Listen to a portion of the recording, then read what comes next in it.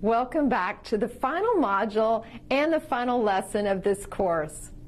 I want to start by asking you a few questions. Do you use social media? This can include apps such as Twitter or Instagram. How do you use social media? Have you ever used it to advance your career? Well, in this last lesson, we are going to learn how professionals just like you use social media to network and find new job opportunities. Already, many professionals are advertising their career objectives through posts, which helps them connect with potential employers and important connections to get new positions. So we are also going to learn how to create effective postings to help you increase your chances of landing a job in your field.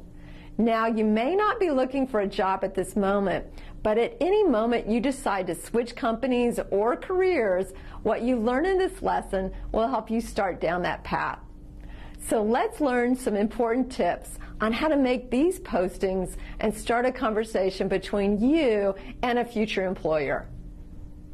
In the first posting, you're going to write a quick introduction and express your goal, which in this case is to look for a job. To do that, you can use the first sentence of your ePortfolio summary, which we learned in our first module. This sentence should look something like this. I'm an IT manager with 10 years of experience, and I'm looking for a job.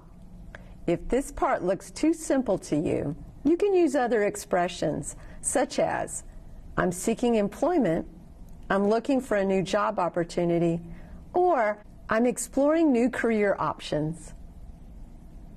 After this first job post, it is likely that job recruiters or fellow professionals are going to make comments, possibly directing you to job posts or opportunities they're aware of. For example, a fellow professional could comment on your post by writing, I found a job that you might be interested in, or check out this job posting with perhaps a link. This is where you can continue the networking and the conversation by responding and asking more about the job. As you know, there are two types of questions in English, yes, no, and WH questions. Which type of question is used to ask for specific information? It is much better to ask a WH question because they will produce specific information as answers. For example, you may need to ask, how do I get in touch with them? Or what is the link for this job? Let's look at a sample social media conversation between Sarah, a professional architect, and a recruiter that saw what she posted. In this exchange of comments and responses, you can see how asking specific questions can be useful to find out important information about a job. And of course, it has created an opportunity to expand your network and get yourself recognized by potential employers. This kind of networking through posts and comments is something you can do easily on Twitter, Instagram, YouTube, and LinkedIn. However, because LinkedIn is very specific to job-related networking, the posting should be done within a group related to your field of interest. This will make your posts more effective and reach the right audience. One last tip that I want to give you is to use hashtags for your job title or area of interest. Using hashtags will increase the chances of your posts being viewed by more people. In the case of Sarah, she can add hashtags like #architect or #architecture on her post. What about you? What kind of hashtags do you think you'd use for your job-seeking post? Now, if you want to work in a specific city or country, adding a hashtag with the desired location is recommended. In resources, find a list of some other helpful information about writing about jobs and how to do that for different types of social media. Let's recap what we've learned. In today's lesson, we've learned how to network on social media to find new job opportunities.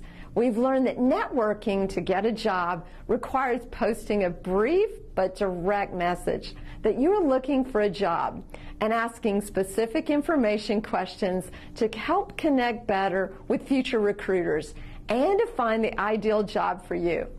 We should also try and use hashtags effectively to increase viewers.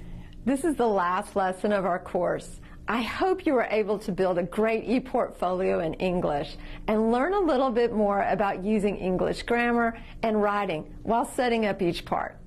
This e-portfolio is now something that represents who you are as a professional and what you do best with your skills. I hope it helps you reach many of your professional goals. It was a great pleasure for me to be your instructor for this course. Other courses in our specialization include one on writing professional emails and another on speaking professionally in English. I recommend that you check them out before doing the capstone course to wrap up all the knowledge you have gained for your professional advancement. Thank you very much for participating, and I hope to connect with you on LinkedIn and Twitter. Goodbye.